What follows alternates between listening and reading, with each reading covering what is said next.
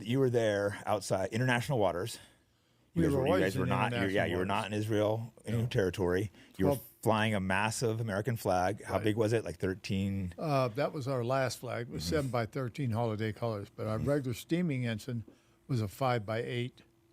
And that flag was brand spanking new because we would make sure everybody knew who we were. And you had military coding on the plane, everything. Yeah, well, we had AGTR 5 written on both sides, bow, port and bow. And on the back, it had in big black letters, USS Liberty. And, of course, our flag was flying. Yeah. So leading up to the attack, what had you seen? What we saw, we got there on the 7th, the 7th of June. And Israeli recon aircraft were flying over us. Yeah. They had the Star David on their airplanes. They were propeller planes, like they call it a flying boxcar, and smaller planes. And the next day, that repeated again on June the 8th. And you probably felt safe seeing Israel planes being our ally. Yeah, absolutely. In fact, there were Stars of David. People were painting on paper all throughout the ship, posting them up and everything like that. Because, at that time we thought Israel was our best ally in the whole world. Everyone on the ship believed that was a great ally and you were safe. And absolutely. Absolutely. Yeah, so what happened from there? Like, how did the attack proceed? Well, we got overflown again that morning. We felt very, very safe. We secured from general quarters. It was a chemical drill. Excuse me, I was in damage control. Yeah. And I was in an impregnated suit, pretending like I was washing down the ship. And it was so hot. It was a beautiful sunny day. Our flag was flying. Beautiful, beautiful sunny day. We secured from general quarters, and I stowed my gear. And the captain said, "Good job, you guys. Did a good job." And the sound power phones weren't working on the forward gun mount.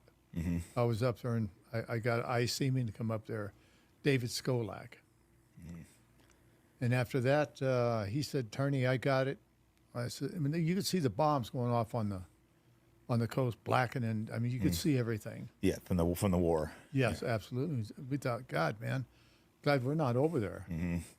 So he says, I've got it, Tourney. I'll fix this. And I said, man, I wouldn't want to be up here in case we got attacked by Egypt. By Egypt. Yeah. And just as soon as I walked down the ladder, about 30 seconds into my workstation, which is in the shipbuilder's shop, all hell broke loose. And how did it first? I know it happened so quick, I imagine, in a war, but what happened first? What happened first was they took out all of our 450 caliber machine guns. Oh, wow. So that was your only defense mechanism? That was our only defense mechanism. They took out all of our antennas on the ship. They were tuning antennas, but one, because it was taken offline by Terry Haldebardier. He took that tuner off because it wasn't working right. And they hit every antenna and watertight door above the waterline within 3 seconds. Wow. They were all taken out.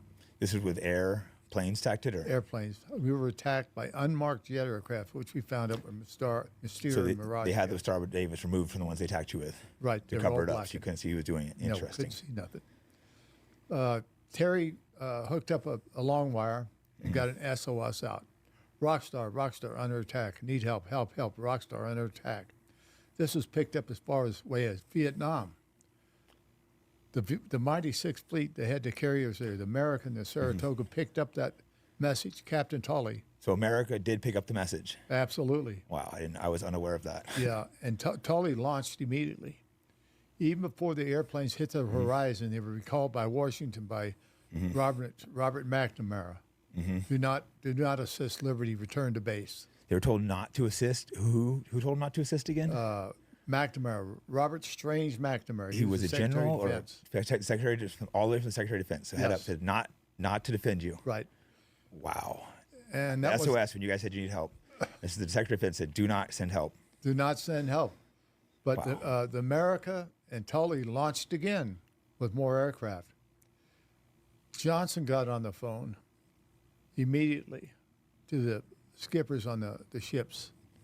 Said, return those GD aircraft back to your bases now. I could care less about a few dead sailors. I will not embarrass my ally Israel. Now, how did he know Israel was attacking us when we didn't? You said Johnson said this? Yes. Lyndon Baines Johnson, the president of the United President States. of the United States. How did he know he was attacking us when we didn't? Yeah, I thought this is baffling to me. I did not know that he said that. Like I said, I know a little bit about Liberty, but not much about the cover up. That's so it goes all the way to the top. He was attacking. Absolutely. We were set up by our own government. Yeah, that's just terrible to hear. So let's get back into the attack. What happened after they took out the antennas and the guns? The attack lasted for about approximately 25 minutes from the aircraft, and there was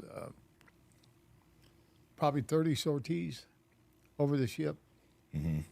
And what they left behind on the first passes was over 5,000 armor-piercing bullets in the ship. Damn, were they hitting Marines and Navymen? Yes, they were shooting anything that moved on deck. In fact, the two men I talked to about, gunner's mate Thompson and Skolak, and the forward gunman I just left, were blown completely to bits. And I just left there 36 seconds before that. So you just barely almost got blown up. Yeah, by the grace of God, I didn't. Mm. Yeah, it's wild. So, what happens from then? Well, the jets got done with us. And we thought, well, maybe it's over. Survived? Yeah. But it wasn't to be. There were 3 Israeli torpedo boats headed our way. We finally saw the Star of David on it. We said, oh, God, here they come, our buddies, our best buddies in the whole wide world going to come help us. No, they didn't want to come help us. They come to sink us. Yeah, that must have been baffling. It was baffling. It was heartbreaking. I could imagine thinking your ally is realizing they're attacking you. So what was the ship like at this point? I imagine just carnage. Was there people like dying, blowing up? Was it just absolutely all of the above? And they dropped napalm on our ship, on the bridge of the ship.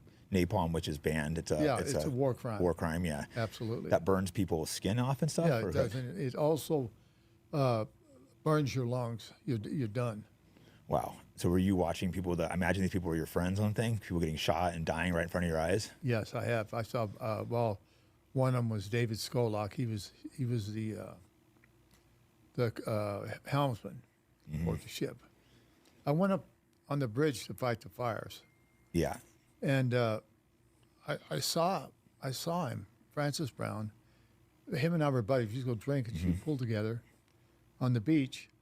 And we just looked at each other. I never said a word to him, and he didn't me either. We just looked at each other. I went down, tried to get some more CO2, come back up. He was blown up. His back of his head's gone. He lay in a pool of blood. Yeah. And was he already dead or dying? He's dead. Yeah, that's got to be tough watching a friend die like that. And yeah, so at this point, the attack was pretty much over, or were they still attacking? Well, the 25-minute attack, and then it turned into another hour and a half with the torpedo boats. With torpedo boats. I read somewhere you guys threw out the life, the rafts to try to get out, and they sunk the rescue rafts or something. Is that accurate? Absolutely. We had enough life rafts on that ship, Jake, for 294 souls. Mm-hmm. We only had 3 of them left. Oh, wow. 3 life rafts. And how many did those hold? How many people? Approximately probably 30 men.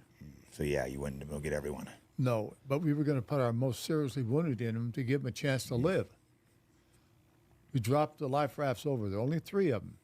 They shot 2 out of the water. Jesus. And took 1 aboard their boat as a trophy of their kill, and I hear it's in Haifa as a trophy. Jesus, they still have it probably. Yeah, they got it. They're proud of it. Yeah, I know it's crazy when you started going down this rabbit hole a year ago of all the stuff that our greatest ally does to us. And I can imagine the frustration you must have had for the past 50-something years seeing this. Oh, yeah, absolutely. It's a scar in America. Like, George Ball, he said, if Israel can do this to America, they can get by with almost anything. Mm-hmm. And Dean Russ said, it will remain a scar in American-Israel relations forever. Yeah, I mean, I agree. That's why I'm bringing you on. I think people need to wake up to realize that Israel is not our ally. This is a rabbit hole I've only gone down the last year. And the more you dig, I mean, we'll mostly stay in the Liberty, but there's so many aspects, which you're obviously aware. We talked a little bit earlier of they're not. It's not just this. They're screwing us every way possible. Absolutely. They're screwing us. Yeah, let's get back to the ship though. So what happened after the attack? Was there how fast did America send help? You guys, they had an SOS right away. So you think someone should have been there within 20 minutes. Clearly that didn't happen. So how long did it take? Well, We thought the attack was over when the torpedo boats got done, but it wasn't. Oh, Jesus. They sent aircraft, helicopters with Marines in them, ready to board our ship and kill us all and scuttle the ship. Wow. And all of a sudden, they just took off. In fact, there was one Marine on the skid of the helicopter, and I was looking dead in his eyes, and I gave him the finger. Wait, Marine by like U.S. Marines or No, or by the Israel? Yeah, idea. The idea. Yeah. And he just smiled at me and gave me the finger back, Wow. and they took off.